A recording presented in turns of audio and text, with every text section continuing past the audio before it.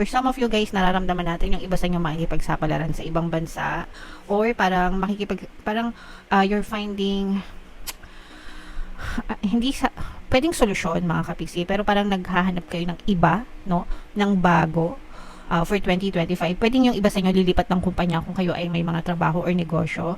Yung iba trabaho, yung sa negosyo guys, parang nararamdaman ko rin yung transition, no.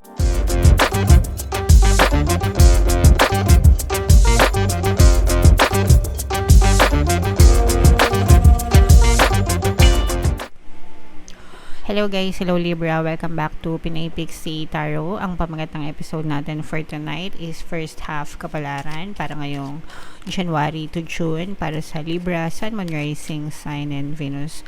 Unahin natin itong deck na to mga kapiksi, tingnan natin yung mga mensahe sa inyo ng inyong mga gabay guys ngayong first half ng 2025 mga kapiksi. So ito ay positive and negative mga kapiksi. Yung mga negative guys, balakid, no, or yung mga resistance na kailangan nyong i-overcome para mas maging maayos yung inyong pamumuhay ngayong 2025. So unahin natin itong mga negative energies guys kasi the Sun at saka Woman holding a coin in reverse. So ito yung mga blessings mga kapiksi. Ganito yung itsura niya guys.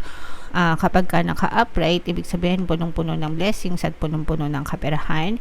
Pero nakabaliktad siya mga kapiksi, so ibig sabihin maaaring nagkakaroon ng balakid sa pagpasok ng mga blessings or pagpasok ng kaperahan. For some of you, pwedeng nagkakaroon or magkakaroon ng money struggles. Pero later, titingnan natin kung makikita natin yung mga blocks na yan dito or kung mas positive yung energy dito sa deck na to mga kapiksi. Kapag ka ganito guys, usual na nagiging balakid nito pagdating sa pera especially is yung pagrereklamo, yung stress, yung worry, yung anxiety. The more na nai-stress kayo, the more na namomroblema kayo sa pera mga kapiksi, and yung focus nyo, yung energy nyo, yung attention nyo nakafocus doon, mas lalong tawag dito, nahaharang, no, yung pagpasok ng blessing. So instead na mag-focus kayo doon, mag-shift kayo into gratitude, no. Salamat po, naka-survive kami ngayon. For sure magiging okay din ang lahat, makakaluwag-luwag din kami. Mararamdaman din namin itong mga blessings na to, di ba? Dapat ganun yung i-focus nyo mga kapiksi, okay? And etong thinking woman na to guys, parang gagana, ibig sabihin nito gagana yung pag-iisip nyo or parang mas magkakaroon kayo ng logical na approach sa mga problema na pinagdadaanan nyo or pagdadaanan nyo imbis na maging emotional. Kasi pag nagiging emotional kayo mga kapiksi in a negative way, malaki talaga yung impact niyan sa buhay nyo. So, imbes na magmokmok, imbes na maging emotional kayo, gamitin ang inyong isipan, magplano ng mabuti, be inspired mga kapiksi, focus on your goals instead of your problems guys, and definitely malalampasan nyo rin yan itong mga balakid na to sa kaperahan, okay? So, yung pera, yung blessings guys, nandyan lang yan sa paligid mga kapiksi, no? Kailangan lang natin siyang i-attract, kailangan lang natin mag-switch sa tamang vibration para maakit natin siya or pumasok siya ng maluwag sa buhay natin guys, okay? So comment down below if naintindihan nyo yan. Pwede kayo guys makinig ng mga pampaswerte subliminals natin kasi sandamakmak naman yung affirmations yung nandun, makakatulong sa inyo para pumasok ng maluwag yung kaperahan sa buhay nyo, okay? So yeah, tingnan natin yung ganap sa inyo ngayong first half ng 2025.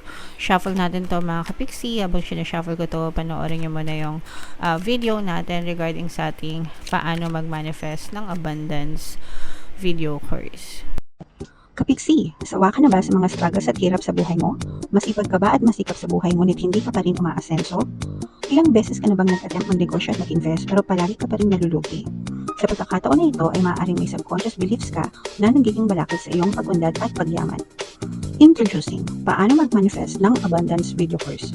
Dito ay matututunan mo ma-overcome ang mga balakid mo para tuluyan ka ng umunlad, umasenso, sumagana, maging matagumpay, successful at maswerte sa iyong kabuhayan, pera, trabaho, negosyo, salapi at kaperahan ng bonggang-bongga.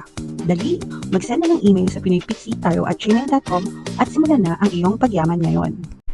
Alright, so sa lahat ng gusto mag-avail ng course guys, may New Year promo tayo ngayong January. Magbibigay tayo ng 10% discount until January 31 guys. Kaya mag-avail na kayo. And meron din tayong bagong course, paano mawala ang third party at magkaroon ng harmonious na relationship para mawala yung mga kabit ng jowa nyo guys. 10% discount din yan until January 31 mga kapiksi, kaya mag-avail na kayo. So, Libra guys, kayo ay represent ng Queen of Swords sa ating spread. This is both negative and positive mga kapiksi. For some of you guys, nararamdaman natin yung iba sa inyo makikipagsapalaran sa ibang bansa or parang you're finding hindi sa pwedeng solusyon mga kapiksi, pero parang naghahanap kayo ng iba, no? Ng bago. For 2025, pwedeng yung iba sa inyo lilipat ng kumpanya kung kayo ay may mga trabaho or negosyo. Yung iba trabaho, yung sa negosyo guys, parang nararamdaman ko rin yung transition, no? So let's say for example, yung iba, kung dati meron kayong physical store, ngayon parang ini-aim nyo na mag-push sa online store or online selling, o kaya naman baliktad, kung nasa online kayo dati, parang bukod sa online, magdadagdag kayo ng physical stores, ganyan. Para mas I don't know, para mas lumaki yung negosyo nyo or mag-expand mga kapiksi. Pero nakikita natin yung parang gusto nyong makipagsapalaran, gusto nyong sumugal mga kapiksi. Pero nararamdaman din natin yung pagiging indecisive nyo. Pag sinabing indecisive, hindi makapag-desisyon guys, and yung hindi nyo pagdidesisyon, yun yung nagiging cause ng pagiging stuck nyo mga kapiksi. Kaya nga tayo meron tinatawag na analysis paralysis, kasi hindi kayo makapag-desisyon, na analyze na napaparalyze kayo. Ibig sabihin na i-stuck kayo sa kaka-analyze nyo na hanggang sa hindi na kayo makapag-desisyon. So walang nangyayari, no? Kaya dapat meron kayong checklist, mas maganda, no? Okay ba to? Okay ba to? Okay ba to? Para check na lang kayo ng check, no? Tapos pag na-meet nyo na yung checklist nyo, okay, so eto na, push ko na. Ganun kadali, para hindi kayo mahirapan na magdesisyon mga kapiksi. Alright? Now, may mga kayo, mga kapiksi, no, may mamamanifest kayo, guys, na parang yung mga hinihiling nyo, mga dinadasal nyo, mga kapiksi, no, wishes coming true. Ito guys, for some of you, I'm sensing na baka sa love life itong wini-wish nyo or minamanifest nyo. Pwedeng may magparamdam sa inyo mga kapiksi. Strong water sign element, water element guys, Cancer, Pisces, Scorpio. So maaari itong magparamdam ng or mag-confess, no, para magsisimula siya magparamdam, mga text ganyan, hanggang sa chat, yeah. Hanggang sa maging video call na, hanggang sa maging I love you na, ganyan. So parang may manliligaw sa inyo guys, may magko-confess, merong bibihag ng inyong puso mga kapiksi. For some of you naman, parang feeling ko pinagdadasal nyo itong magkaroon ng harmonious na relationship mga kapiksi, no? And definitely didinggin din yung mga dinadasal nyo guys. And for some of you guys, when it comes to money, maraming tutulong sa inyo para mas lalong maging matibay yung inyong kinatatayuan, no, pagdating sa. At saka parang yung iba sa inyo, nagkakaroon na rin ng mga tumutulong sa inyo sa mga gastusin. Let's say for example, kung dati breadwinner ka sa family nyo, ngayon dalawa na kayo or tatlo na kayo na gumagastos. Parang nag-share na kayo sa mga expenses. So, hindi na ikaw yung nag-shoulder lahat. And gumagaan, mga kapiksi, yung mga dalahin mo. So, nagkakaroon ka ng katulong, guys. Kaya, very nice yan para sa inyo. Good news yan for you kasi hindi na kayo masyadong mahihirapan. Okay? So, yan, guys. I-mind nyo na yan. Mind bagong sapalaran. Wishes coming true. Itong harmonious relationship, mga kapiksi, at saka yung mga tulong, help from other people. Guys,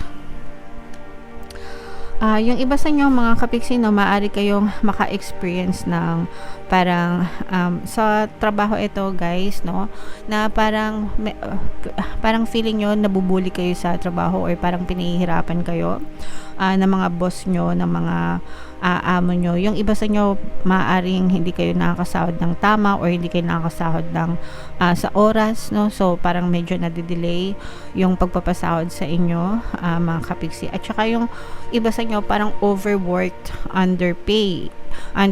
Ibig sabihin, mas marami yung trabaho nyo pero hindi kayo nababayaran ng tama. So baka, let's say for example, baka pinag-OT kayo pero yung OT pay nyo hindi binibigay sa inyo o kaya wala kayong bayad kapag nag-extend kayo. Yung mga ganon, guys. So medyo struggle kayo dyan ng konti, mga kapiksi. Yung subliminal natin guys na pampabait ng boss and mga katrabaho, pwede nyo pakinggan yon para maiwasan yung pagmamulupit sa inyo ng inyong mga amo. At saka yung pangkalahatang lucky charm sa trabaho, mga kapiksi, para maka-experience kayo ng fair treatment, patas na trato sa trabaho, pasahurin kayo ng tama, pasahurin kayo ng nasa oras. So yung subliminal na yon, yung pinaka the best para sa inyo guys, para malampasan nyo yan if ever man na nakaka-resonate kayo, okay? And you will have more fun, mas marami ka magiging kaibigan, mga kapiksi, no? Mas enjoy ka kahit na may mga problema or challenges, mas enjoy ka pa rin, Libra, ngayong first half ng 2025, mga kapiksi. You will be surrounded by happy people, positive people, so yeah.